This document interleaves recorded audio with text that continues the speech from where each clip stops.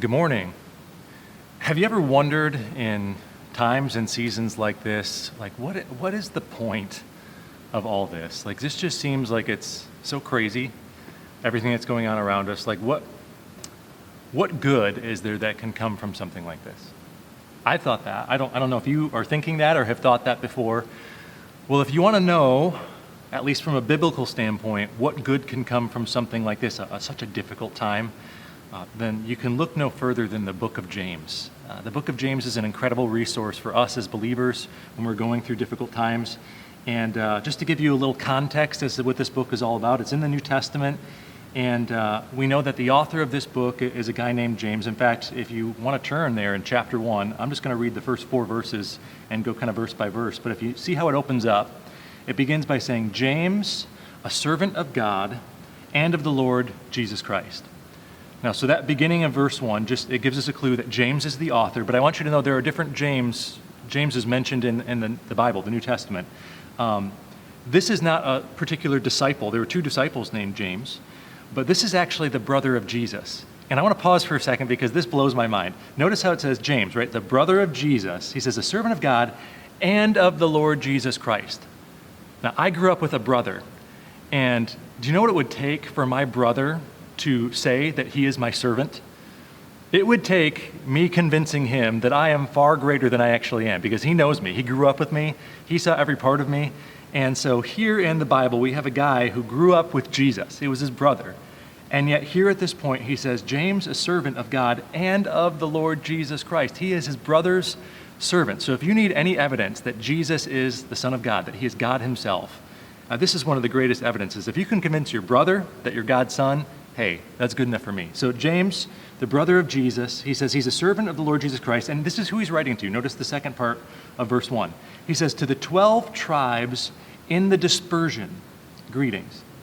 Now I want you to know that gives us a context that the people James is writing this letter to, the 12 tribes, it's a Jewish group of people, a Jewish audience, but it mentions in the dispersion. Now there are a few different takes we can have on that.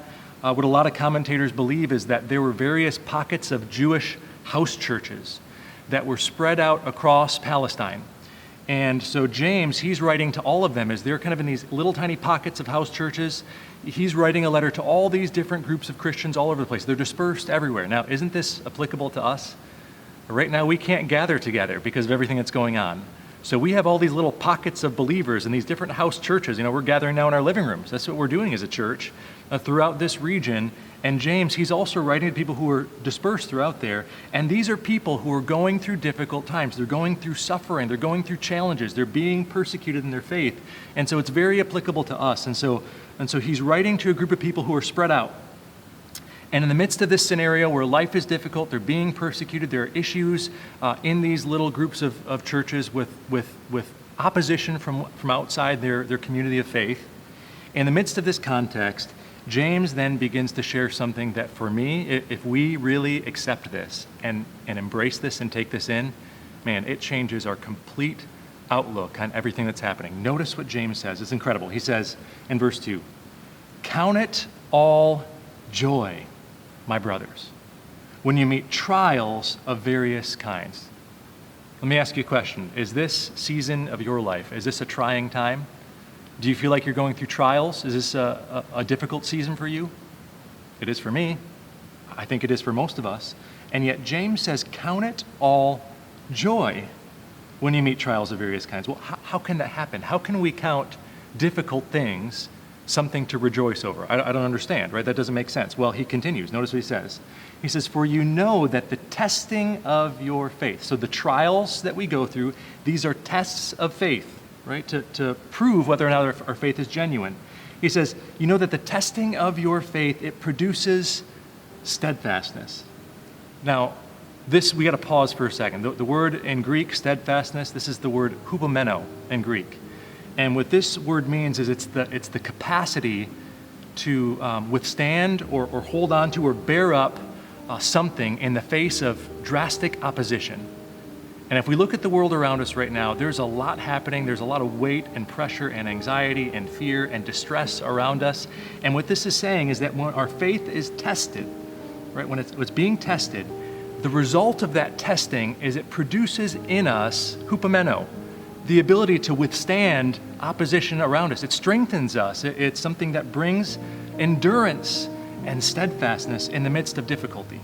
And then he continues in this verse 4. This is great. He says, and let steadfastness, that same word, have its full effect, that you may be perfect and complete, lacking in nothing. And so let me just translate this very simply. We're facing difficulty right now. And as we endure this difficulty and we stand firm in the midst of this difficulty, we can rejoice because God's using this moment in our lives to produce in us and strengthen in us this endurance, this steadfastness, this hupomeno, which can endure and bear up even more difficulty for the road to come. And as that happens, God begins to change us and conform us and make us more and more into the image of Jesus. And ultimately, we have this hope that he will perfect us one day. He will make us just like Jesus. And so this is all part of the process.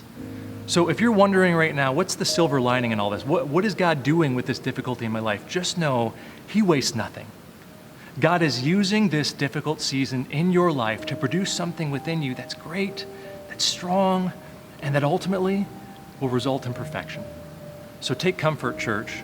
God is using this season. He's working through these difficult things to do incredible things in your life. And so take comfort in the fact that God knows what he's doing. He has a plan. And if you continue to endure this, you can rejoice in the midst of your trials.